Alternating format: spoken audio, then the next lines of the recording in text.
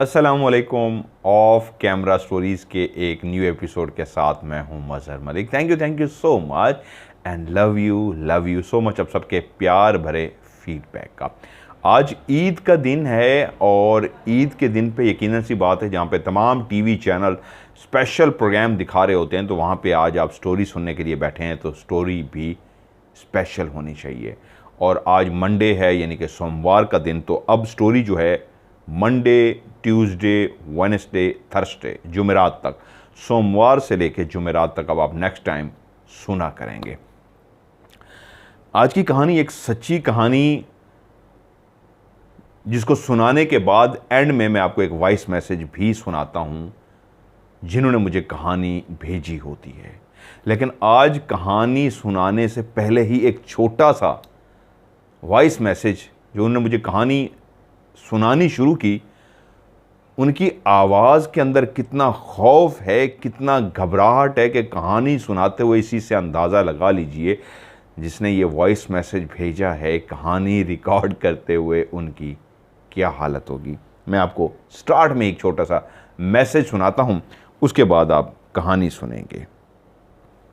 Sir आप यकीन करें कि अभी मैं इस स्टोरी की बात ही कर रहा हूँ, मेरे साथ बहुत कुछ हो रहा है। अभी मैं आपको बताने की कोशिश कर रहा हूँ तो यकीन करें आप कि मेरा सांस इस तरह हो रहा है कि मेरे से बात नहीं हो पा रही। जी, ये आपने उनकी आवाज़ सुनी जिससे आपको अंदाज़ा हो गया होगा कहानी सुनाते हुए उनकी आंखों के सामने वो मंजर आ गया था जो अभी तक उनके साथ ऐसे उनको लग रहा था कि ये सब कुछ मेरे साथ हो रहा है। क्या कहानी है और ईद के मौके पे ईद का तोहफ़ा क्या है, कहानी सुनेंगे। उम्मीद है आपको कहानी पसंद आएगी, तो कमेंट सेक्शन में आपने ज़रूर बताना ईद का तोहफ़ा आपको कैसा लगा। इनका रियल नेम है जैन।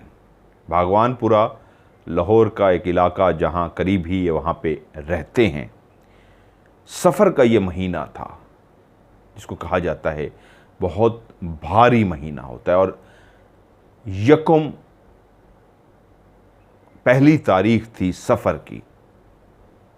रात के टाइम जब उनका दोस्त जो उनके घर के बिल्कुल सामने रहता था, जिसका नाम रियल नाम ही है चांद, उसने जैन को बुलाया तो उसने कहा, उन्होंने कहा चल यार बाहर चलते हैं, कहीं घूम फिर के आते हैं। जैन ने कहा ठीक है यार, मुझे 10-15 मिनट दे दे, मैं ज़रा चेंज कर लूँ, फिर उसके बाद निकलते हैं। जैन अपने घर के अंदर दाखिल हो गया कपड़े वगैरह चेंज करके। जब बाहर निकलने लगा तो बीवी ने पूछा कहाँ जा रहे हो। उसने कहा यार दोस्त के साथ ज़रा घूमने फिरने जा रहा हूँ, रात को आऊँगा। तो बीवी ने कहा आज मैंने खाने के लिए भी कुछ नहीं बनाया, तो आप जब बाहर जा ही रहे हैं तो खाने के लिए भी कुछ लेते आइएगा। जैन बोला ठीक है, मैं खाने के लिए लेता आऊँगा। दोनों दोस्त बाइक पे बैठे और घर से निकले सीधा फोर्ट्रेस स्टेडियम जाकर बैठ गए। फ़न किया, गपशप की। दोस्त जिस तरह बैठते हैं एक दूसरे के साथ बैठ के वक्त गुजारते हैं, उन्होंने एक दूसरे के साथ वक्त गुजारा कि टाइम का पता ही ना लगा और रात के 12:30 हो गए। उन्हें ओहो यार काफ़ी टाइम हो गया, चलो उठो घर चलते हैं। वो दोनों बाइक पे बैठे और घर की तरफ रवाना हो गए। अभी रास्ते में ही थे, घर के करीब पहुंचने ही वाले थे कि एकदम जैन को याद आया कि वाइफ ने कहा था घर आने से पहले कुछ खाने के लिए भी लेते आना। तो जैन अपने दोस्त चांद से बोला यार वो बेगम ने खाने के लिए कहा था, मोड़ वापस बाइक, इस वक्त क्या खुला होगा। तो उसने कहा वो जो अपना उधर घोड़े शाह का दरबार है उसके साथ जो अंदर गली जाती है, वहाँ पे चने वाला बैठता है, रात को ही वो चने लगाता है। दूर दराज से लोग उसके रात को ही चने खाने के लिए आते हैं। चल वहीं चलते हैं, चने लेके आते हैं। वहीं पे मोटरसाइकिल को मोड़ा और उसी रास्ते पे चल पड़े जो घोड़े शाह दरबार की तरफ जाता था। रास्ते में ही कब्रिस्तान को क्रॉस किया, जो रास्ते में कब्रिस्तान आता था। कब्रिस्तान को क्रॉस करके जब वो घोड़े शाह दरबार के करीब पहुंचे तो साथ ही गली में दाखिल हो गए। वहां पे एक मशहूर अभी भी चनों वाला बैठता है। रात को दूर दराज से लोग इसलिए उसके चने खाने के लिए आते हैं, एक तो वो बहुत टेस्टी है और उन लोगों के लिए चने लगाता है जो रात के शदाई हैं, रात को सोते नहीं हैं, खाने पीने के लिए लक्ष्मी चौक या ऐसी जगहों पे जाते हैं। लाहौर जिंदा दिलाने, लाहौर एक ऐसा शहर है जहाँ पे आप रात के 2, 3, 4 बजे भी पहुँचेंगे तो आपको लगेगा अभी दिन चढ़ा हुआ है, लोग बैठे खाने खा रहे हैं, खुश गप्पियों में मसरूफ़ हैं। वहाँ पहुँचते वो तकरीबन कहते हैं 1:15 बजे का टाइम हमें हो गया। हमने वहाँ से चने लिए, रश था, काफ़ी लोग पैक करा रहे थे, कुछ लोग वहीं पे बैठे खा रहे थे, हमने भी चने लिए। और चने लेके हम जैसे ही गली के उस कोने में पहुँचे जहाँ से मुड़ के हम अंदर आए थे, साइड पे घोड़ी शाह दरबार था और साथ ही हम अंदर दाखिल हुए थे, वहीं पे जैसे ही पहुँचे तो स्पीड स्लो हो गई क्योंकि आगे गली से टर्न लेना था। तो मेरी निगाह बिल्कुल अपने लेफ़्ट साइड पे पड़ी तो वहीं ज़मीन के साथ ही एक लड़की बैठी हुई थी। उसकी जो कमर थी वो दीवार के साथ टच होकर बैठी हुई थी, इस अंदाज में जैसे आप किसी दीवार के साथ टच होकर बैठते हैं। या तो तरीका होता है बिल्कुल टांगें आप सीधी करके बैठ जाते हैं जब आप दीवार से कमर टच करके बैठते हैं, या टांगें फोल्ड कर लेते हैं। तो वो अपनी टांगें फोल्ड करके दीवार कमर से लगाए बैठी थी। क्योंकि बाइक की स्पीड स्लो थी तो उसी वक्त उस लड़की ने जैन का नाम पुकारा और पंजाबी में मुखातिब हुई, जैन मेरी गाल सुन। यानी जैन मेरी बात सुनो। रात के 1:15 बजे लड़की जो वहां पे बैठी है वो कौन है? कोई जानने वाली, कोई हमसाई, कोई रिश्तेदारों में से? अभी तक वो समझ नहीं पाया था, इतना जरूर अंदाजा था वो जानती है मुझे, मेरे नाम से मुझे पुकार रही है कि जैन मेरी बात सुनो। तो जैन ने उसका रुक रुक रुक रुक रुक, चांद ने बाइक रोक दिया। जैन नीचे उतरा। चांद ने पूछा हाँ क्या हुआ है? उसने कहा यार वो बुला रही है मुझे। तो चांद ने उसी तरफ देखा, कौन बुला रही है? उन्होंने कहा यार वो सामने जो लड़की बैठी है उसने मुझे पुकारा है। तो चांद ने उसी तरफ इधर उधर देखा और उसी तरफ सामने जहाँ पे लड़की बैठी थी उसी तरफ भी देखा और साथ ही चेहरा इधर उधर मोड़ लिया और कहता कित्थे है, कहाँ है? तो उसी लम्हे उसी लड़की की आवाज़ आई, जैन तेनू क्या नहीं मेरी गल सुन। कि जैन तुम्हें कहा नहीं मेरी बात सुनो। तो ये ऐसे फिक्रे थे जो जैन के कानों ने भी सुने और साथ खड़े चांद ने भी सुन लिए। जब उसके कानों ने जैसे ही वो जुमले सुने और सिमत का तयन भी कर लिया, क्योंकि जैन ने इशारा किया था चांद को, वो सामने बैठी है और वो उसी तरफ देख के बोला था कहाँ है, मुझे तो नहीं नजर आ रही। और उसी सिमत से ही वो आवाज़ आई, तेनों क्या नहीं मेरी गल सुन। तो एकदम से वो उनके पीर हैं, वो उनको मानता है, उसने उनका ऊंचा ऊंचा नाम लेना शुरू कर दिया। और जिस बाइक पे वो बैठा हुआ था, ब्रेक लगी हुई थी, बाइक स्टार्ट थी, पीछे जैन उतर के खड़ा था, उसने बाइक चला दी। अपने पीर को पुकारते हुए अपनी जान को बचाने के लिए वो तेज़ी से आगे बढ़ा। तभी जैन को एहसास हुआ कि ये मुझे छोड़ के जा रहा है, क्या हो गया है? क्योंकि उस वक्त हवास बाख्ता हो चुका था। चांद को नहीं समझ आ रही थी वो क्या बोल रहा है, बस वो अपने पीर का नाम पुकारे जा रहा था और बाइक आहिस्ता आहिस्ता चलाता जा रहा था। जैन सूरत हाल को समझ चुका था कि ये बहुत ज़्यादा डर गया है। उसको उस वक्त उस लड़की की फ़िक्र ख़त्म हो गई जो मुझे बैठी पुकार रही है, क्या चाहती है, कौन है, रिश्तेदार है, नहीं जानता था। वो उससे बात करना चाह रहा था, लेकिन क्योंकि अपने दोस्त की वजह से परेशान हो गया जो बाइक आगे लेके जा रहा था, तो उसके पीछे भागा और आवाज़ दी, चांद चांद रुक तो सही यार, मुझे तो लेके जा। बस उसके ऊपर एक ही धुन सवार थी। हवास बाख्ता दिमाग बिल्कुल डरा हुआ खौफ के मारे अपने पीर को पुकारता हुआ जा रहा था। पता नहीं उसने बाइक स्लो की या नहीं। भागते भागते जैन कहता मैं उस तक पहुंच ही गया और मैं छलांग मार के पीछे बैठ ही गया और बाइक चलती रही, क्योंकि स्लो थी, ऑलरेडी हम ब्रेक लगा चुके थे। गली में हम मुड़ गए, बाइक चलती रही और जब हम काफ़ी आगे आ गए तो एकदम मैंने कहा रुक रुक रुक, ब्रेक लगाना, अब तो रुक। तो वो रुक गया। जैन कहता है मैंने कहा यार तेनू की होया है, क्या हुआ है तुम्हें? वहां लड़की बुला रही थी और तू रुका भी नहीं और भाग के आ गया, खैर है ना? उसने कहा तू मुझे पागल ना कर, वहां पे कोई भी नहीं था, कोई लड़की नहीं थी। कौन सी लड़की? डरा रहा है तू मुझे, मेरे से मजाक ना कर इस तरह का। उसने कहा यार अगर मैं तेरे साथ मजाक कर रहा हूं, वहां पे कोई लड़की नहीं थी, तो भागा क्यों है? तो रुक जाता ना, तो डर के क्यों आया है? आवाज़ सुनी थी उसकी? तो एकदम से उसका चेहरा फिर खौफ से और अजीब सा हो गया, जैसे वो कह रहा हो, चेहरे का खौफ, हाँ मैंने उस आवाज़ को सुन लिया था। कहता यार मैंने डर लग रहा है, कि मुझे डर लग रहा है। तो कहता चुप यार, चल चल घर चलते हैं। दोनों फिर से रवाना तो हो गए, लेकिन कमाल की बात यह थी, लाहौर शहर जो सोता नहीं है, जिस रश वाली जगह से वो चने लेके आ रहे थे घर के लिए, उस जगह पे भी हलचल थी। लेकिन इस समय ऐसा लगता था जैसे दुनिया में ये दो ही शख्स हैं रात के इस पहर, बाकी सारा जहां सो गया है। कोई बशर, कोई कुत्ता बिल्ली जानवर, कोई इंसान भी वहां नहीं था। वो बारौनक इलाका जहां रात को भी हलचल होती थी, इस वक्त लगता था कोई है ही नहीं। तो वो दोनों एक दूसरे से बोले, यार खैर है, सुनसान सा हो गया यहाँ पे, तो रात को हर वक्त बंदे ही बंदे होते हैं, इस वक्त तो नज़र ही कोई नहीं आ रहा। तो सामने से एक बाइक की लाइट नजर आई जो जा रहा था।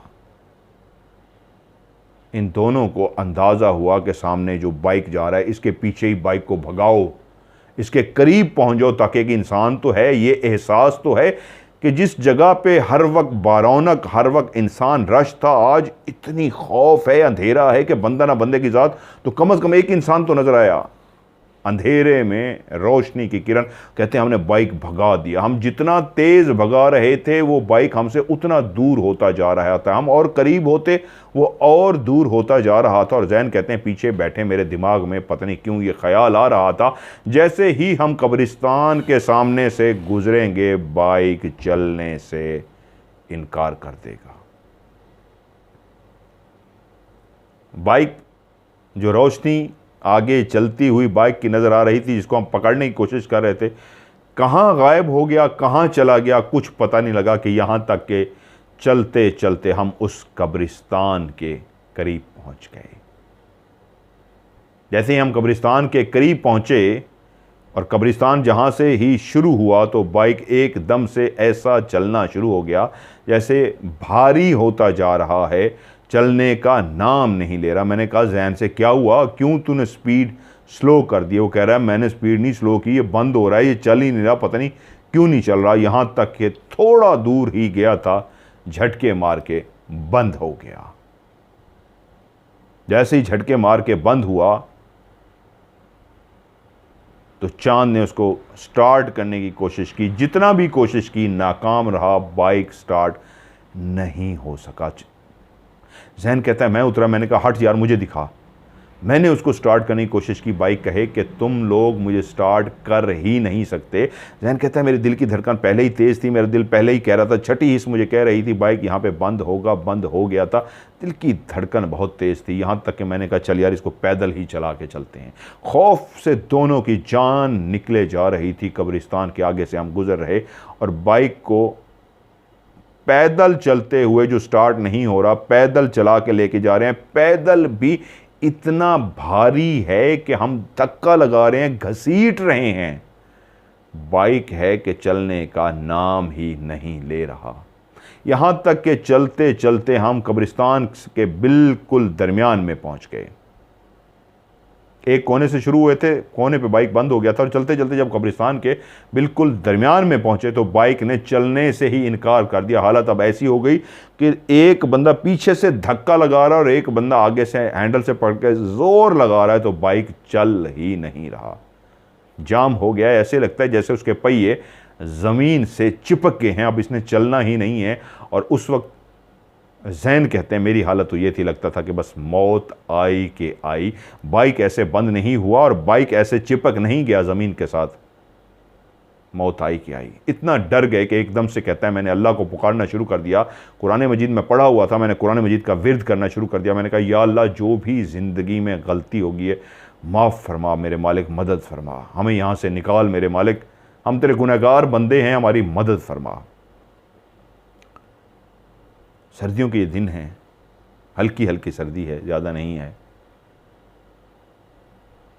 उसी लम्हे कब्रिस्तान के दूसरे सिरे पे, एक सिरे से हम चलते हुए आ रहे थे, दूसरे सिरे पे एक दरबार बना हुआ था, 3-4 ऊंची उसकी सीढ़ियाँ थीं।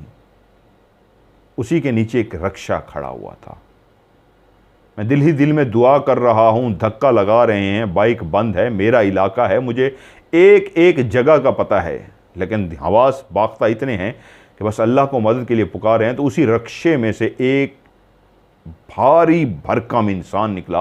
वो बहुत ही मोटा था, बहुत ज़्यादा मोटा, इतना मोटा हमने कम ही इंसान को देखा है, लेकिन उसकी आंखें ऐसी चमक रही थीं जैसे उन आंखों में कोई कशिश हो, वो एक इंसान ही था, लेकिन इतना भारी भरकम और ऐसी आंखें दूर से ही चमकती हुई नजर आ रही कि हम दोनों अलर्ट हो गए।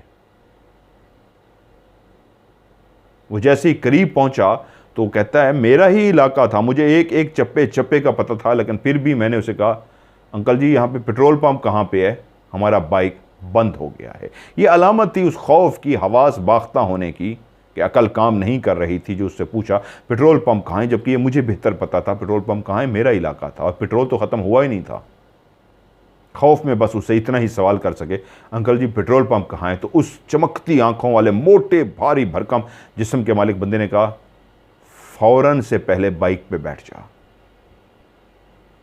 और मैं जल्दी से उसी का, ऐसे जैसे मैं उसका रिमोट, मेरी रिमोट उसके हाथ में हो, मैं एक रोबोट सा बन गया। जल्दी से मैं खौफ के मारे बाइक पे बैठ गया और कहता है इसको बोल तेरे पीछे बैठे। चांद भी खौफ के मारे जल्दी से पीछे बैठ गया और कहा अब पीछे मुड़ के मत देखना। जिस वक्त ये जुमला उसने बोला कि अब पीछे मुड़ के मत देखना, वही बाइक जो जैम था, जमीन के साथ चिपक गया था, जो स्टार्ट नहीं हो रहा था, अभी हम सिर्फ बैठे ही थे कि बाइक खुद ब खुद स्टार्ट हो गया। जब उसने कहा ना बाइक पे बैठ, और मैं जैसे ही बाइक पे बैठा उसी लम्हे बाइक स्टार्ट हो गया और कहते इसको बोल जल्दी से पीछे बैठे। चांद भी जल्दी से जब पीछे बैठ गया, बाइक स्टार्ट हो चुका था खुद ब खुद, तो कहा अब पीछे मुड़ के मत देखना, भागो यहां से, जितनी जल्दी हो सके चले जाओ यहां से। कहते हैं हमने बाइक चला दी, लेकिन हम इंसान हैं, फितरत है, मुड़ के तो देखना ही देखना था। उसने कहा था मुड़ के मत देखना। थोड़े से ही फासले पे आगे हम गए थे, फौरन पीछे मुड़ के देखा, ना वो बंदा था, ना बंदे की कहीं ज़ात जैसे वो बंदा कहीं था ही नहीं। इतना भारी भरकम चल के इतनी दूर जल्दी कहीं गायब हो ही नहीं सकता था। डरे सहमे जैसे कैसे हम घर पहुंचे। मेरे घर के सामने उसका घर था, उसने मुझे घर उतारा, वो अपने घर चला गया। बेगम जाग रही थी, खाने के इंतज़ार में ही थी। खौफ और जो कुछ रास्ते में हुआ था, भूख ही ख़त्म हो गई थी। बेगम को खाना दिया, उसने कहा आपने भी खाना है? मैंने कहा नहीं यार मुझे भूख नहीं है। बेगम ने खाना खाया, वो सोने के लिए चली गई। मेरा सोने को दिल नहीं कर रहा था। मैंने रिमोट उठाया और टीवी देखने के लिए बैठ गया। कुछ देखने को मन भी नहीं था, बस समझ ही कुछ नहीं आ रही थी। चैनल बदलता रहा, टीवी देखता रहा, देखते देखते कब वहीं पे बैठे बैठे ही सो गया, पता ही नहीं चला। रात का कोई पहर था, आंख खुली तो अंदाज़ा हुआ टीवी चल रहा है, मैं लेटा हूँ। तो मैंने सोचा मैं ज़रा वॉशरूम बाहर हो आऊँ और उसके बाद आके टीवी बंद करता हूँ और सोने के लिए जाता हूँ। मैं उठा, वॉशरूम में जाके हाजत पूरी की और बाहर आके बेसन पे खड़ा मैं ऐसे हाथ धो रहा था, तो उसी लम्हे मुझे महसूस हुआ घर की सीढ़ियां जो ऊपर छत की तरफ जाती हैं, वहीं पे कोई बैठा हुआ है। और मैंने जैसे ही मुड़ के उसकी तरफ देखा तो सामने वो ही हसीनो जमील दोशीज़ा बैठी थी, जिसको मैंने दीवार के साथ टेक लगाए बैठे देखा था। चेहरा तो उस वक्त इतना क्लियर नहीं देख सका था, कपड़े मुझे उसके याद थे। नंगे पांव वो बैठी थी, पांव भी उसके इतने गोरे चिट्टे थे जो अंधेरे में भी चमक रहे थे। ब्लैक कलर के उसने शलवार कमीज पहनी हुई थी और अभी भी वही काला सूट पहने वो सामने बैठी थी नंगे पांव। हाँ, उसके बाल भी मुझे याद थे, गोल्डन कलर के बाल। अभी वो मेरे घर की सीढ़ियों पे रोशनी में बैठी थी, वही गोल्डन बाल, वही जूतों के बगैर चमकते हुए पांव, काला उसने शलवार कमीज पहना हुआ और इतनी खूबसूरत थी, इतनी खूबसूरत थी कि मैं आंखें झपकना भूल गया। मैंने अपनी पूरी ज़िंदगी में ड्रामों में, फिल्मों में कहीं पे भी इतनी हसीन और जमील लड़की नहीं देखी थी। मैं उसको देखता गया और इतना भूल गया कि मैं अपने घर में खड़ा हूँ और एक हसीन और जमील रात के इस पहर दोशीज़ा को खड़ा देख रहा हूँ जो मेरे घर की सीढ़ियों पे बैठी हुई। तो एकदम से जैसे मैं किसी ख्वाब से वापस आया। मुझे लगा मैं ख्वाब देख रहा हूँ, मुझे लगा मैं सो गया हूँ और मैंने अपने आप को ऐसे तबकी दी, जैसे कहते हैं, ऐसे हिलाया अपने आप को कि मैं होश में हूँ या वाकई नींद में हूँ। तो एहसास हुआ नहीं, अपने घर के सहन में खड़ा हूँ, नींद में नहीं हूँ। वो हसीन और जमील दुनिया की सबसे खूबसूरत लड़की सीढ़ियों पे बैठी है। तो मैं एकदम से परेशान हो गया और वो एक लम्हे में मुझे याद आया, ये तो वही लड़की है जिसको मैंने वहाँ पे बैठे हुए थे, तो यहाँ इतनी जल्दी ये कैसे पहुँच गई। एकदम से मेरे अंदर वही खौफ की लहर आई, वही जो मैं उसके हुस्न में मस्त हो गया था, वही जो उसको देख के मैं एक अजीब सा हो गया था, भूल गया था मैं कहाँ हूँ। एकदम से ऐसी खौफ की लहर मेरे ऊपर शामिल हुई कि मैं कांपना शुरू हो गया और भागते हुए तेज़ी से मैं अंदर दाखिल हुआ। टीवी तक नहीं बंद किया, जाके मैं अपने बिस्तर पे लेटा, रज़ाई ऊपर ले ली और अल्लाह का कलाम पढ़ना शुरू कर दिया। मेरा अंग अंग, मेरा जिस्म कांप रहा था, दिल की धड़कन तेज़ थी। मैंने उसको बहुत ही करीब अब उसको बैठे हुए देखा था।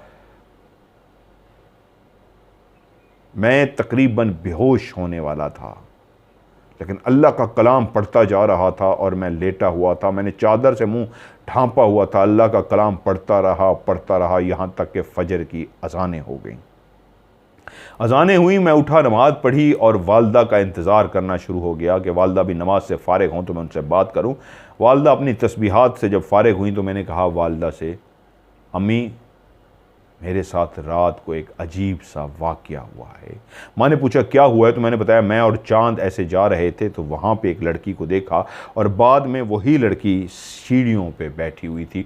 बहुत हसीनो जमील लड़की थी, हाथ पाँव बिल्कुल गोरे चिट्टे, रंग उसका बहुत गोरा चिट्टा था, पाँव उसके नंगे थे, जूते नहीं पहनी हुई थी, काला सूट पहनी हुई थी, गोल्डन उसके बाल थे, बहुत ही हसीनो जमील। और मैंने जब उसको वहाँ पे देखा सीढ़ियों में बैठे हुए तो मैं कांपना शुरू हो गया। माँ जी मैं बहुत डर गया।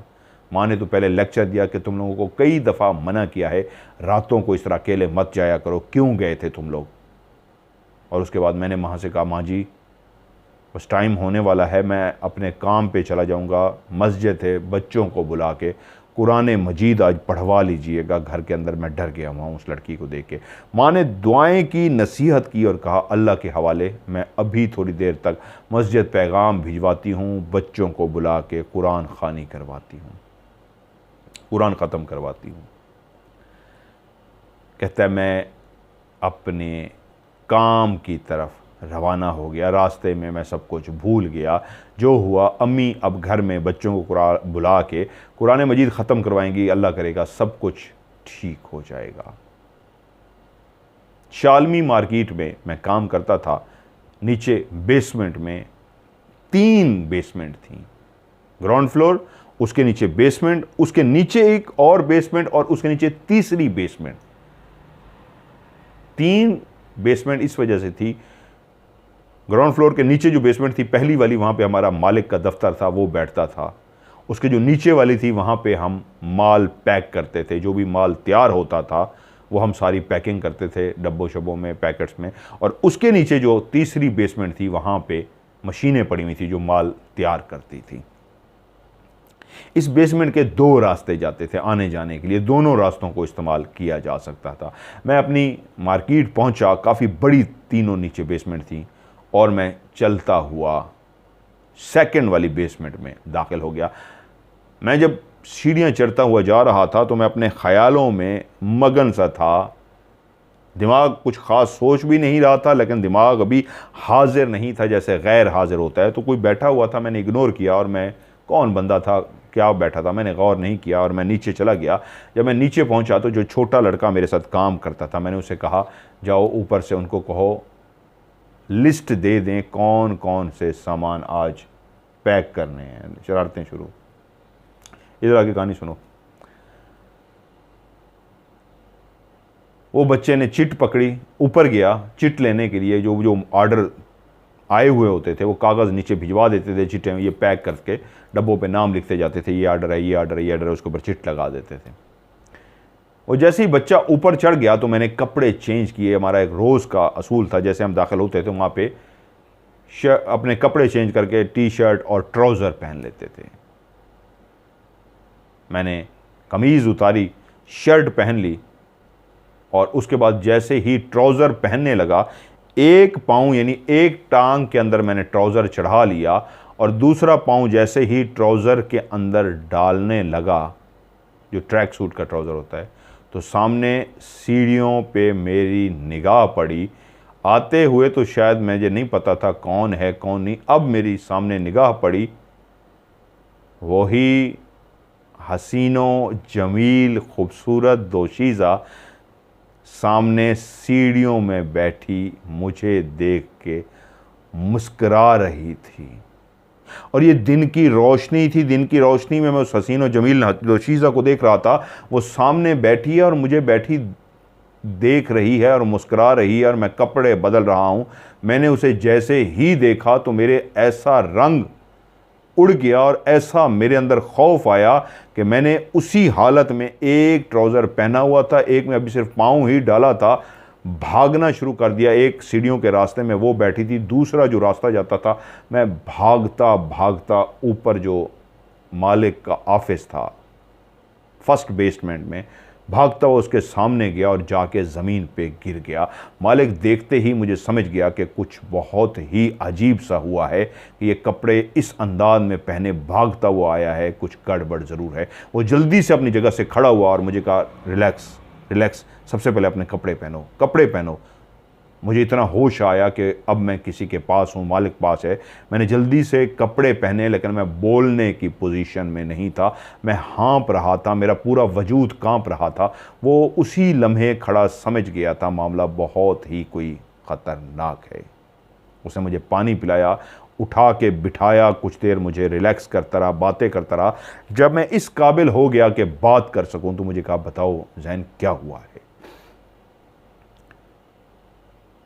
मैंने अपने मालिक को वो सारी बात बता दी जो मेरे साथ हुई थी, रात को कैसे देखा, घर में कैसे देखा, और अभी उसको बताया नीचे सीढ़ियों में भी वो बैठी हुई है। उसने कहा परेशान मत हो, मेरे जो पीर साहब हैं मैं उनसे बात करता हूँ, अल्लाह खैर करेगा, वो इसका कोई हल निकाल देंगे, बैठो तुम परेशान मत हो। उन्होंने उसी वक्त अपने पीर साहब को कॉल किया और कहा ऐसे ऐसे मेरे यहाँ जो लड़का काम करता है ज़ैन, उसके साथ कुछ प्रॉब्लम आ रही हैं, बहुत ज़्यादा बात कीजिए। पीर साहब ने मुझे कहा हाँ ज़ैन क्या हुआ है। मैंने उनको थोड़ा सा बताया तो वो चुप कर गए और कहा रुको मैं बताता हूँ। थोड़ी देर के बाद पीर साहब बोले मैं उसके बारे में तुम्हें कुछ बताता हूँ, बताना वो ऐसी ही है क्या, उसके बाल बिल्कुल गोल्डन हैं। मैंने कहा जी बिल्कुल उसके बाल गोल्डन हैं। उसने काला सूट पहना हुआ है, ब्लैक कलर की शलवार कमीज़ पहनी है। मैं कहा जी पहनी है। उसके पाँव में जूती नहीं है। जी पहनी है। उसने जो शलवार कमीज़ पहनी है उस पर रेड और पर्पल कलर के फूल बने हुए हैं उसके ऊपर, ऐसे ही है। मैंने कहा जी बिल्कुल रेड और पर्पल कलर के उसके ऊपर फूल बने हुए हैं। उसने कहा बहुत ही हसीन व जमील है, बहुत हसीन व जमील, जो ज़िंदगी में तुमने उससे पहले कभी नहीं देखी होगी, ना कभी इस तरह की देख सकते हो। मैंने कहा जी बिल्कुल ऐसी है। तो कहते हैं बस एक काम करना, इससे बात ना करना,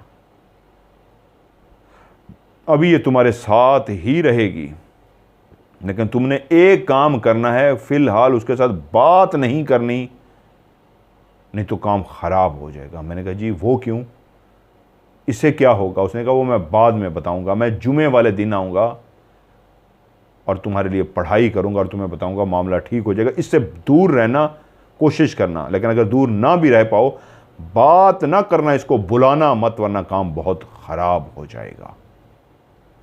मैंने कहा जी ठीक है। ये सोमवार का दिन था, मंडे का दिन था और जुमे को पीर साहब ने आना था। मैं काफ़ी हद तक नॉर्मल हो गया, उनसे बात करके बेहतर अपने आप को महसूस कर रहा था।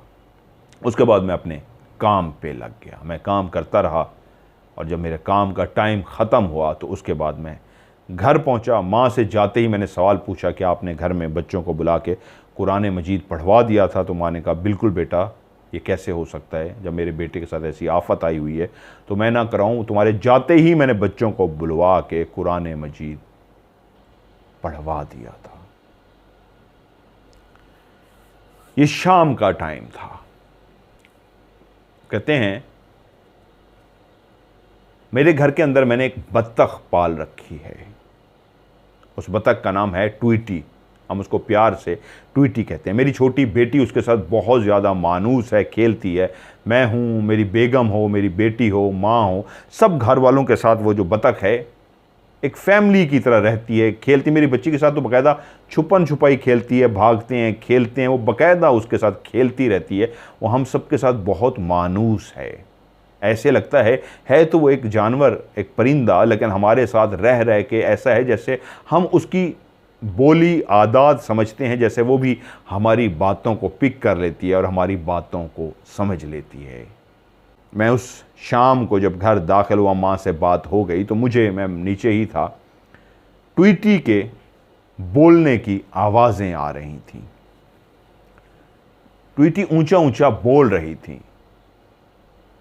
मैं ऐसे सहन में बैठा माँ से कहने के लिए कि माँ जी मुझे भूख लगी है, कुछ खाने को दे दो। उसने कहा अच्छा बेटा मैं देती हूँ। उसी लम्हे जो ट्वीटी ऊपर छत पे थी वो ऊंचा ऊंचा बोल रही थी। मैं बैठा रहा, लेकिन मैंने देखा जब उसका शोर बढ़ता जा रहा है तो मैं हैरान सा हुआ, क्या हुआ है ट्वीटी को, क्यों इतना ऊंचा ऊंचा बोल रही है। तो मैं सीढ़ियां चढ़ता हुआ ऊपर पहुंच गया। जैसे ही मैं ऊपर गया हूं, ट्वीटी जो बहुत ज़्यादा बोल रही थी मुझे देख के एकदम से चुप हो गई और भागती हुई मेरे पास इस अंदाज में आ गई जैसे लाड करने के मूड में हो। वो मेरे पहले इर्द गिर्द गोल गोल घूमना शुरू हो गई। मैं उसको देख के एंजॉय कर रहा था। ट्वीटी मेरे साथ पहले भी ऐसे खेलती थी, मेरी बेटी के साथ भी ऐसे खेलती थी। वो गोल गोल घूम रही थी, मैं भी उसके साथ गोल गोल घूम रहा था और उसको कह रहा था ट्वीटी क्या हो गया है ट्वीटी, और उसके साथ मैं प्यार कर रहा था। वो कभी मुझे ऐसे गर्दन टच करती, गोल घूमती, मैं भी उसके साथ ऐसे ही लगा हुआ था। ऐसे घूमते घूमते ट्वीटी में एक जगह पे खड़ा हुआ हूं तो ट्वीटी ने अपनी गर्दन मेरी टांग के साथ लगा ली है। जैसे मानूस परिंदा आपके साथ प्यार करता है, लाड करता है, ऐसे ही वो मेरे साथ लाड कर रही थी। उसी लम्हे जिस अंदाज में मैं खड़ा था, उसी लम्हे मेरी बिल्कुल सामने नज़र पड़ी तो वही हसीनो जमील खूबसूरत लड़की सामने खड़ी मुस्करा रही थी। आज उसकी मुस्कराहट पहले से कहीं ज़्यादा खूबसूरत थी। आज तो उसकी मुस्कराहट ऐसी थी जैसे लगता है मैं अपना दिल हार बैठा हूँ, उसका दीवाना हो गया हूँ। ऐसी खूबसूरत, ऐसे गोल्डन सिल्की लहलहाते बाल और इतना खूबसूरत कि उसके चेहरे को देख के लगता था कि अल्लाह ने उसको इतना मेकअप करके भेजा है कि उसके गाल पिंक थे, उसके होंठ पिंक थे, बड़ी बड़ी आंखें, ये खूबसूरत सा नाक, गोल सा चेहरा, उस पर गोल्डन बाल, बहुत ही हसीनो जमील। उसको कोई भी देखे तो देखता ही रह जाए। और उसको जैसे ही मैंने देखा तो वो इस अंदाज में मुझे खड़ी देख के मुस्करा रही थी जैसे कह रही हो इधर आओ, इधर आओ जैन मेरी बात सुनो। ये वही थी जिसने पहली दफ़ा मुझे कहा था जैन मेरी बात सुनो। अभी मुस्कुरा के अपनी अदा से इस अंदाज में मेरी तरफ देख रही थी। खड़े होने की अदा ऐसे थी जैसे कह रही हो इधर आओ।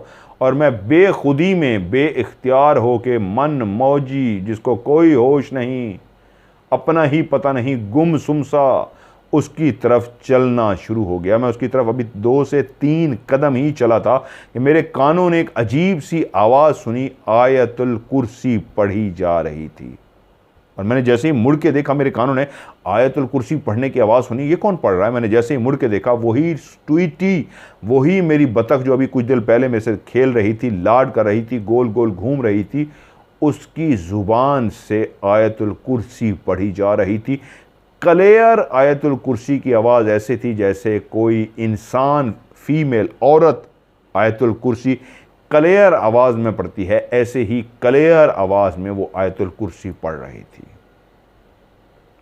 और उसका और मेरा जिस वक्त चलते चलते मैं उसकी तरफ जा रहा था, उससे बात करने के लिए मैं गुमसुम सा उसकी तरफ खींचा चला जा रहा था कि इससे जाके पूछूं कौन हो तुम, तुम्हारा नाम क्या है, ऐ परी, हसीनो जमील परी, तुम कहाँ से आई हो, किस देश से आई हो कि तुम्हें देखते ही मैं तुम पे मर मिटा हूँ, फिदा हो गया हूँ। मैं तुम्हें जब भी देखता हूँ खौफजदा भी होता हूँ, लेकिन अपने ऊपर कंट्रोल भी नहीं रख सकता और तुम्हारी तरफ खींचा चला आता हूँ। ये सोचते हुए अभी मैं उसके करीब ही पहुँचा था अभी, और उसका मेरा फासला था कि जब वो पीछे से आयतुल कुर्सी पढ़ना शुरू हो गई वो बतख, तो मैं एकदम से रुक गया। और मैं जैसे ही रुक गया तो उसी वक्त मेरी माँ की पीछे से आवाज़ आई जो सीढ़ियाँ चढ़ते ऊपर आ गई थी, जैन क्या कर रहे हो?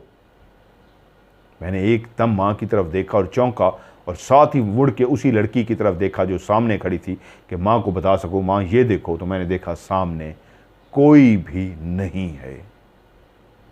वो क्लियर वहाँ पे खड़ी थी, मेरा वहम नहीं था, वही पाँव, वही कपड़े, वही खूबसूरत लड़की, लेकिन पता नहीं क्यों मैं उसके करीब पहुंच के बात कर ही लेता कि वो बतख भी आयतुल कुर्सी पढ़ना शुरू हो गई, और माँ भी आके मुझसे पूछ पड़ी। तो मैंने कहा माँ परेशान ना हो। मैंने कहा जी ना, कुछ नहीं माँ जी, मैं से हड़बड़ा से गया। ऊपर कहाँ आ गए हो, तुमने तो रोटी का कहा था, इधर कहाँ जा रहे हो?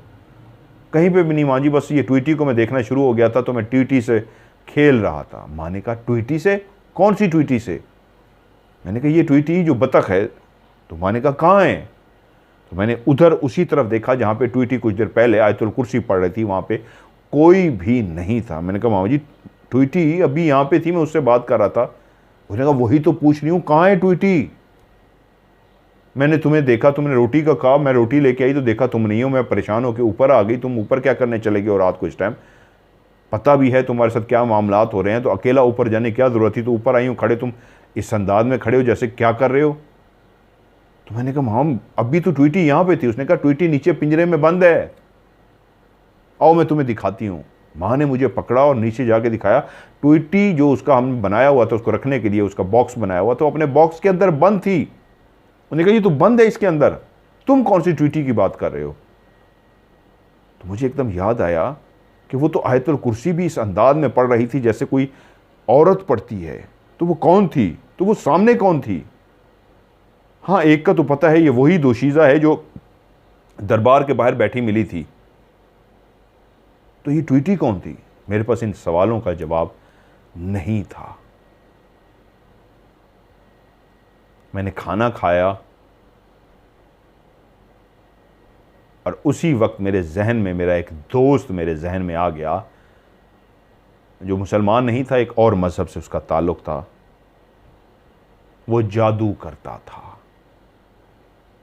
उसने बड़ी बड़ी तस्वीर बना रखी थी जिसके दाने जो थे, जिस तरह क्रिकेट की बॉल होती है उससे थोड़े से छोटे, वो बहुत बड़ी होती है, उससे थोड़े से छोटे दरमियाने लगा लें, उतने बड़े बड़े उसके अंदर उसने दाने मड़के बनाए हुए थे, और वो उसकी तस्वीर पढ़ता था। बहुत भारी भरकम और बड़े बड़े तस्बीह, यानी कि एक को पकड़ें जो दाना था तो इतना बड़ा, तकरीबन कोई 3 इंच 2.5 इंच मोटा।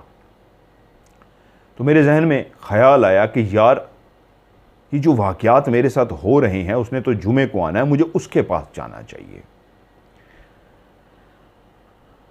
मैं अपने घर से रवाना हुआ, अपने उस दोस्त के पास पहुंचा। जब उसके घर में पहुंचा तो उसका दरवाज़ा खुला हुआ था, और मैं जैसे ही उसके घर के करीब पहुंचा तो उसका दरवाज़ा जो आधा खुला हुआ था वो खुद ब खुद खुल सा गया, और मेरी निगाह उस वक्त सामने पड़ी तो मेरा दोस्त बिल्कुल सामने ही बैठा हुआ था। घरों में आना जाना था हमारा, तो मैं उसके घर में चला जाता था, वो मेरे घर में भी इस तरह आ जाता था, हम बहुत बेस्ट फ्रेंड थे। तो जैसे ही दरवाज़ा खुद ब खुद खुल गया और मैंने अंदर कदम बढ़ाया तो मेरे दोस्त की आवाज़ आई, ओए रुक जा। मैंने कहा हाँ क्या होया तुझे? उसका नाम बिल्ला, शायद मेरे कहा मैं बिल्ला कहा है उन्होंने। बिल्ले क्या हुआ बिल्ले? तो उसने कहा मैं मजाक नहीं कर रहा, मेरे घर में ना दाखिल हो, रुक जा वहीं पे रुक जा, आगे ना कदम बढ़ाई। तो मैं हैरान सा हो गया कि ये किस तरह कह रहा है, मुझे क्या कह रहा है, क्या हो गया इसको? जब दूसरी दफ़ा उसने मुझे कहा ना एक कदम ही ना बढ़ाई, वहीं पे रुक जा, अंदर दाखिल ना हुई, तो मैं घबरा सा गया, मेरे दोस्त को क्या हुआ है, ये किस अंदाज में मुझसे बात कर रहा है। तो मैं ठटक सा गया, रुक सा गया, कि जैसे उससे ज़ुबान से तो नहीं पूछा लेकिन अंदाज ऐसा था भाई क्या कहना चाह रहा है। तो उसने फिर से कहा यहीं रुक, मैं आ रहा हूँ। वो उठा, अंदर गया, अपनी तस्बीह जो उसकी होती है वो जो पढ़ता था वो तस्बीह उठा के मेरे पास आया और उसने आके गले में मेरे डाल दी। जैसे ही तस्बीह मेरे गले में डाली तो उसके बाद मुझे कहता है चल अब अंदर आ और ये बता, ये बला तो अपने साथ कहाँ से लेके आया है, इसको कहाँ से तू लेके फिर रहा है, और इसको भी तू मेरे साथ अपने घर लेके आ रहा था, तेरे साथ ये भी मेरे घर में आ जाती, भाई इसको बाहर ही रख। तो मैं एकदम हैरान हुआ, इसको कैसे पता लग गया? मुझे कहा बैठ। उसने, मैंने कहा बिल्ले तुझे कैसे पता लग गया? उसने कहा तुझे पता है मैं काला जादू करता हूँ, मैं बहुत सारी चीज़ों को जानता हूँ।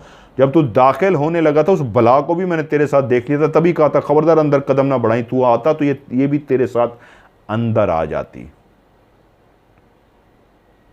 अब जब तेरे गले में ये तस्बीह है तो अब अंदर नहीं आएगी। अब बता ये कहाँ से आई है? मैंने उसको सारी कहानी सुना दी। उसने मेरी सारी बात जब सुन ली तो उसने मुझे कहा, जैन एक बात मेरी याद रखना, चाहे कुछ भी हो जाए इस लड़की से बात ना करना।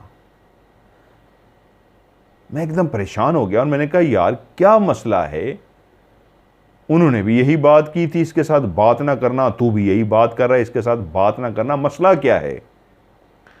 अगर मैं बात कर लूंगा तो कौन सी कयामत आ जाएगी, क्या हो जाएगा, बताओ तो सही। उसने कहा ये वो है, अक्सर तूने लोगों को देखा है जो जाते हुए किसी से बात कर रहे होते हैं, हंस रहे होते हैं, बात करते करते रोना शुरू कर देते हैं, पागलों की तरह इधर उधर लगे होते हैं, तो तेरा हाल भी ऐसा कर देगी, ऐसा ही तेरा हाल हो जाएगा। अगर तूने इसके साथ बात कर ली तो तू भी कभी हंस रहा होगा, बातें करता जा रहा होगा, लोग तुझे पागल समझेंगे, जहां से तू गुजरेगा तू इसके साथ बातें करता गुजरेगा और लोग देखेंगे तू तो जा रहा है जिसके साथ बातें कर रहा है, साथ में कोई नहीं। जैसे तू ऐसे लोगों को हमेशा पागल समझता रहा है जो बातें कर रहे होते हैं, जा रहे होते हैं, वो तुझे नज़र नहीं आती, तुझे वो बातें करता हुआ नज़र आता है, इसी तरह लोगों को भी ये नज़र नहीं आएगी, तू बातें करता नज़र आएगा और तू पागल कहलाएगा, लोग तुझसे दूर भागेंगे। इसलिए कभी इससे बात ना करें, इसको बुलाई मत, जिस दिन तूने बुला लिया तो समझ कहानी ख़त्म। तो मैंने उसे कहा वो सब ठीक है, मैं तेरे पास मदद के लिए आया हूं, मेरी इससे जान छुड़ा, मेरा इससे पीछा छुड़ा। उसने कहा जैन इससे तेरा कोई भी पीछा नहीं छुड़ा सकता, मैं भी जितनी कोशिश कर लूं, मेरे पास भी जितना इल्म है, इसके अलावा भी कोई इल्म वाला होगा, इससे तेरा पीछा नहीं छुड़वा सकता। अगर इससे कोई तेरा पीछा छुड़वा सकता है तो वो सिर्फ अल्लाह ही छुड़वा सकता है, कोई बंदा, आमिल, पीर, फ़कीर तेरा इससे पीछा नहीं छुड़वा सकता। मैं तुझे क्लियर कह रहा हूँ, मैं भी तेरी इस मामले में सिवाय इसके कोई हेल्प नहीं कर सकता, कितना तुझे गाइड कर सकूँ, इससे बात मत करना, इसको बुलाना मत, वाकई मैं तेरी कोई हेल्प नहीं कर सकता। मैं उसके साथ कुछ देर बैठा रहा और उसके बाद जब मैंने उसे खुदाफिज कहा, उसको मुझे बाहर तक छोड़ने आया, जब मैं दरवाजे के बाहर आया तो उसने वो जो माला सी डाली थी, तस्वीर सी मेरे गले में डाली थी, वो हटा ली और कहा बस ये एक दोस्त पे मेहरबानी करना, मेरे घर जब भी आना हो मुझे पहले बता देना, मैं तेरे गले में ये डालूंगा, फिर अंदर आना, ऐसे ना आना वरना ये भी अंदर आ जाएगी, ये अंदर आ गई, इसको निकालना मेरे लिए मुश्किल हो जाएगा। मैंने तुझे क्लियर कह चुका हूँ, इसको कोई नहीं फिर निकाल सकता। अब इंतज़ार था जुमे का। पीर साहब जिन्होंने कहा था, जिन्होंने निशानियां दी थी कि ऐसी ऐसी ये है, अब उन्होंने कहा था बेटा तुमने इससे बात नहीं करनी, इसको बुलाना नहीं है, मेरा जुमे तक इंतज़ार करना है, मसला हल हो जाएगा। जुमा आन पहुंचा और मुझे इंतज़ार था कि वो आएँ और मेरा हल करें। तो पता लगा, फ़ोन पे बात हुई, आज वो बिज़ी हैं, वो नहीं आ पा रहे और उन्होंने उसी लम्हे मुझसे फ़ोन पे बात की। मैंने अपने मालिक से कहा जाके जी आज जुमा है, उन्होंने आना था, उनसे पूछिए वो आ रहे हैं। उन्होंने उनको फ़ोन किया, जी आज आपने आना था, वो बच्चे का देखना था। उन्होंने कहा मैं मसरूफ़ हूँ, मैं नहीं आ पा रहा, मेरी जैन से बात कराओ। उन्होंने जब जैन से बात की तो उन्होंने जैन से कहा जैन मेरी बात पे अमल किया है कि नहीं? मैंने तुम्हें कहा था इसको बुलाना मत, इससे बात मत करना, उस पर अमल कर रहे हो? तो जैन ने कहा जी बिल्कुल मैं अमल कर रहा हूँ, मैंने उसको बुलाया नहीं है, मैंने उससे बात नहीं की अभी तक, वो मुसलसल मुझे नज़र आ रही है। तो उन्होंने कहा बस यही हल है, इससे कभी भी बात ना करना, लेकिन मैं माजरत ख्वाह हूँ, मैं भी चाहूँ तो तुम्हारा पीछा इससे नहीं छुड़वा सकता, मैं क्या कोई भी इससे तुम्हारा पीछा नहीं छुड़ा सकता, ये तुम्हारे साथ ही रहेगी। कोई भी ताकत, आमिल हो, पीर फ़कीर हो, अल्लाह का नेक बंदा हो, कोई भी हो, वो तुम्हारा इससे पीछा नहीं छुड़ा सकता। मैं भी काफ़ी इल्म रखता हूँ, उसके बावजूद मैं भी इससे तुम्हारा पीछा नहीं छुड़ा सकता। एक सूरत है बचने की, इससे बात मत करना, इसको बुलाना मत, बाकी ये तुम्हारे साथ ही रहेगी। मैं माजरत खा हूँ, मैं आ भी जाता तो मैंने पढ़ाई करके चेक कर लिया, मैं इससे तुम्हारा पीछा नहीं छुड़ा सकता। अब ये बात मेरे लिए कितनी परेशान कुन थी कि उसके बाद ज़िंदगी ऐसी चली कि वो मुसलसल मेरे साथ थी। हर वक्त मैं उसको देखता था, जहाँ जाता वो मेरे साथ जाती, जहाँ बैठता वो मेरे साथ बैठती, जहाँ भी जाता वो मेरे साथ होती। सिर्फ एक टाइम था, सुबह के 4 बजे से लेके पौने 6 बजे तक, 2 घंटे भी नहीं, पौने 2 घंटे, जिस वक्त वो मेरे पास नहीं होती। सुबह 4 बजे से लेके पौने यानी 4 बजे से लेके 5:45 तक 1 घंटा 45 मिनट वो मेरे साथ नहीं होती, बाकी हर वक्त वो मेरे साथ रहती। उसने मेरी ज़िंदगी पे क्या क्या तबाहियां फेरी, उसने मेरे साथ क्या कुछ किया, मेरी ज़िंदगी में कितने नुकसान आए, मैं कितना परेशानियों में घिरता गया। अभी थोड़ी देर पहले मेरी जैन से बात हुई है, उन्होंने कहा मदर साहब मुझे उन्होंने बहुत सी बातें बताई कि आप सोच भी नहीं सकते कि मैं, ऐसा लगा जैसे मट्टी को भी हाथ लगाता था तो वो सोना बन जाती थी, फिर ऐसा होना लगा मेरे साथ सोने को भी हाथ लगाता तो वो मट्टी बन जाती। उन्होंने एक मैसेज भी किया, वो भी सुनाता हूँ। पहले ये सुनिए जो उन्होंने कहा कि कोई भी, वो पीर फ़कीर जितने भी थे, उसका दोस्त भी या बाकी भी, ये सुनिए पहले। हमेशा खुश रखे और आप हंसते मुस्कुराते रहें, इसी तरह लोगों की हेल्प करते रहें। सर प्लीज़ काइंडली मेरे साथ आप हेल्प करना प्लीज़ सर। मैं अपसेट हूँ, मैं परेशान हूँ और मुझे लगता है आप मुझे इस परेशानी से दूर कर सकते हैं। और सर सॉरी, एक बात भूल गया सर, इन दोनों बंदों ने मुझे ये बात बताई थी कि जैन, ये दुनिया में कोई ऐसी ताकत नहीं है जो इसको तुम्हारे पीछे से छुड़ा दे अल्लाह के अलावा। अदरवाइज़ कोई अमल, कोई बंदा इस तरह इसको तुम्हारे पीछे से नहीं भगा सकता। अच्छा, इसके अलावा अभी भी ये लंबी है, उनकी वालदा जैन की, उनकी वाइफ, उनकी छोटी बेटी, तमाम घर वाले भी इस लड़की को, इस हसीन व जमील परी को, चुड़ैल को, दोशीज़ा को देख चुके हैं। सब के सब उसको देख चुके हैं। इन्होंने ये जो कहानी मुझे भेजी थी, हैरान कुन बात है, पहली दफ़ा इन्होंने जो मुझे कहानी भेजी, मुझे अभी उनसे बात हुई तो मैं भी हैरान हो गया हूँ। 20 अगस्त 2021,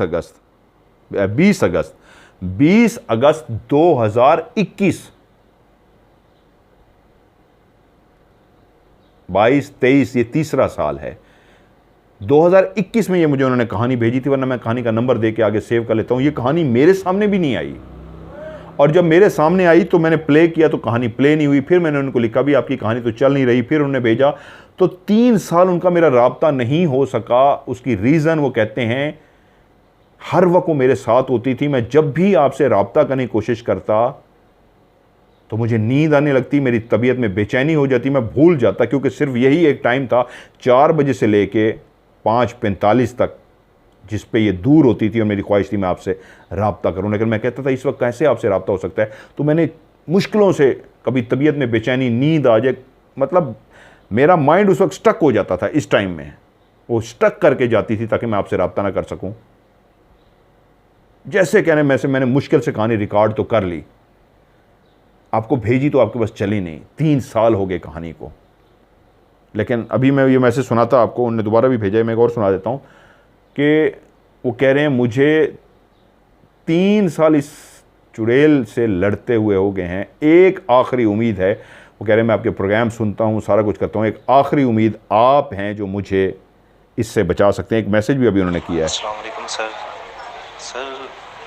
अल्लाह के बाद मुझे आप पर यकीन था। मेरा दिल कहता था कि अगर कोई कर सकता है तो वो आप इंसान हो।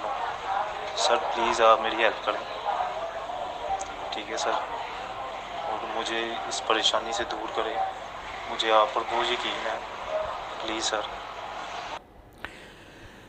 वो अभी भी उनके साथ है, अभी भी बहुत ज़्यादा वाक़यात हैं इसी लड़की के जो जैन के साथ उसने किए हैं पिछले 3 सालों में, क्योंकि ये मैंने कहानी अब सुनी है और मेरे लिए भी एक ये चैलेंज है। ये उन्होंने कहा है अल्लाह इसको कर सकता है, इसके अलावा कोई बंदा भी इसको नहीं निकाल सकता। तो मैंने जैन से अभी बात की और कहा है आप मुझे दूसरी कहानी भी सेंड कीजिए, वो तमाम वाक़यात जो उस लड़की के और आपके बीच में हुआ है, वो सारे वाक़यात मुझे आप सेंड कीजिए। और मैं आपसे वादा करता हूँ, बहुत बड़ी बात नहीं कर रहा, पहले ही वादा करता हूँ, ये चुड़ैल क्या इसकी ऐसी की तैसी, ये चली जाएगी। उन्होंने कहा था, हो सकता है उन्होंने ठीक कहा हो, वो अपना इल्म रखते हैं, लेकिन मुझे इतना पता है कि ये नहीं रहेगी आपके साथ। सबसे बड़ी अल्लाह की ज़ात, सबसे बड़ी अल्लाह की ताकत, उसके अलावा कोई ताकत नहीं। जिनात की बात कर रहा हूँ इसलिए कि अल्लाह ताला ने पर्दा रखा है। वो कौन होती है कि इंसान को तंग करने वाली? वो आग से बनी है, आप मट्टी से बने हैं, आप अशरफुल मखलूक़ात है, आप जिनात से भी अशरफ हैं। तो मेरे अल्लाह ने कहा है कोई भी जिन हो, भूत हो, प्रीत हो, चुड़ैल हो, इंसान को तंग नहीं कर सकती। उसने 3 साल में आपका जीना हराम कर रखा है, आपको तबाह बर्बाद कर दिया है, परेशान कर दिया। तो मेरा आपसे ऑन एयर वादा है, आपको ऑन एयर में वादा करके कह रहा हूँ, ये चैलेंज कर रहा हूँ, उसकी ऐसी की तैसी चली जाएगी, वो आपके साथ नहीं रहेगी। और ये वादा कर रहा हूँ, आप मैसेज करके कहेंगे, हल्फन कहेंगे कि अब वो नहीं है, क्योंकि इस 1.25 घंटे का जो टाइम है मेरा, अच्छा मेरा राब्ता भी किस वक्त हो रहा है उनके साथ, उसी टाइम पे जिस वक्त वो नहीं होती, 4 बजे से लेके 5:45 1.25 घंटे जिस वक्त नहीं होती, उस वक्त ही मेरा उनसे रब्ता हुआ है। मैंने उनको फ़ोन किया, उनकी कॉल आ रही थी, मेरी उनसे बात हुई है। तो मैं ऑन एयर आज कह रहा हूँ, इंशाल्लाह ताला ये बहुत जल्दी मुझे वॉइस मैसेज करेंगे और इसको मैं आपको निकाल के दिखाऊँगा। मैं राज प्रोग्राम नहीं करता, मैं जिनात के साथ खेलता हूँ, इस घर में भी रहते हैं। यकीन मानिए जब दिल घबराता है मेरा, खुदा जानता है, मैं उठ के मॉडल टाउन पार्क में रात को चला जाता हूँ, ऐसे रास्तों से, ऐसे पार्कों में जाता हूँ जहाँ पे जिनात हैं। और मैं फिर तो मेरा जुनून है, ये मेरा जुनून है, जिन मेरा जुनून है। मैं मरते दम तक ये करता रहूँगा, होस्ट एंडिंग करूँ ना करूँ, टीवी पे प्रोग्राम आपको दिखाता रहूँगा, जिनात के पास मैं जाता रहूँगा। और ये क्या है, मैं ये चैलेंज नहीं कर रहा कि मैं कोई आमिल हूँ, मैं कोई तगड़ा हूँ, नो, मुझे ये पता है अल्लाह के बनाए हुए कवायद को कोई जिन नहीं तोड़ सकता। मैं आपको इंशाल्लाह इससे जान छुड़वाऊंगा और आप इंशाल्लाह मैसेज करके कहेंगे वो नहीं है। बाकी आप दूसरी कहानी भेजिए, जो और बहुत सारे वाक़यात हैं जो आप मुझे बता रहे थे, जो कुछ उसने आपके साथ किया है, लोग बेचैन होंगे सुनने के लिए, वो भी सेंड कीजिए, इंशाल्लाह वो भी मैं फौरी कहानी आपकी प्रोग्राम में शामिल करता हूँ। तो ये थी ज़ैन की कहानी, इसका समझिए पार्ट 1 है, पार्ट 2 भी एक दिन तक इंशाल्लाह जैसे ही मेरे पास कहानी आ जाती है वो भी मैं आपको सुनाता हूँ। और ये भी, इस चुड़ैल को मैं हो सकता है ज़ैन के पास जाऊँ, इसको रिकॉर्ड करूँ, कैमरे में इसको रिकॉर्ड करूं, अगर रिकॉर्ड होती है तो मैं आपको भी दिखाऊं प्रोग्राम करके, नहीं तो कम से कम ज़ैन के साथ इसको मैं हटा दूंगा, इसकी ऐसी की तैसी फेर दूंगा। बहुत इसने मसला किया ना, चले मैं आज आपको ये भी दावा करके कहता हूँ, बहुत मसला किया, इसको घर बुला लूँगा, इसको इसी घर बुला लूँगा और मैं इसको कह दूंगा चल यहाँ बैठ के दिखा जो तू कुछ कर सकती है, आज तुझे मैं दिखाता हूँ मैं क्या कर सकता हूँ। सबसे बड़ी अल्लाह की ज़ात, मैं सिर्फ एक वसीला हूँ। हाँ मेरे साथ ताकत है उन दुआओं की, जो मैं फ़ी सबीलिल्लाह लोगों के काम करता हूँ, लोगों के काम जब हो जाते हैं तो जब दिल से मुझे दुआ देते हैं, यकीन मानिए मेरी पावर बन जाती है। जिनकी ऐसी की तैसी, इन दुआओं के आगे कोई मुझे कुछ कर सके ऐसे नहीं मैं कहता होता हूँ, इनकी ऐसी की तैसी। मन सच्चा, मन से अल्लाह की मखलूक से मदद करता हूँ, अल्लाह की मखलूक से प्यार करता हूँ, मन सच्चा है तो डरूँ किस बात से, जिन्हों से सवाल ही नहीं पैदा होता। तो ये थी आज की कहानी, उम्मीद है आपको अच्छी लगी होगी। कमेंट सेक्शन में इस कहानी के बारे में ज़रूर बताइएगा कैसी लगी आज की आपको कहानी, जो अभी भी उनके साथ है। तो आप भी कहानी अपनी सेंड करते रहिए, इंशाल्लाह आपकी कहानी को भी प्रोग्राम का हिस्सा बनाऊंगा। आप सबको अगेन बहुत बहुत ईद की मुबारकबाद और ढेर सारी दुआएं। अल्लाह ताला आप सबको खुश रखे, ढेर सारी खुशियाँ दे, शाद आबाद रहें। और आप भी अपनी मेरे इस व्हाट्सअप नंबर पे कहानी भेज सकते हैं। मेरा व्हाट्सअप का नंबर है, पाकिस्तान का कोड मिलाएंगे 0092 या फिर प्लस का निशान जो जमा का निशान होता है, +92 313 665550 ये मेरा व्हाट्सअप का नंबर है। इसी पे आप मुझसे रब्ता कर सकते हैं, +92 313 665550। आज की ऑफ कैमरा स्टोरी से मदर मलिक को दीजिए इजाज़त। अपना ढेर सारा ख्याल रखिएगा। खुदा हाफिज़।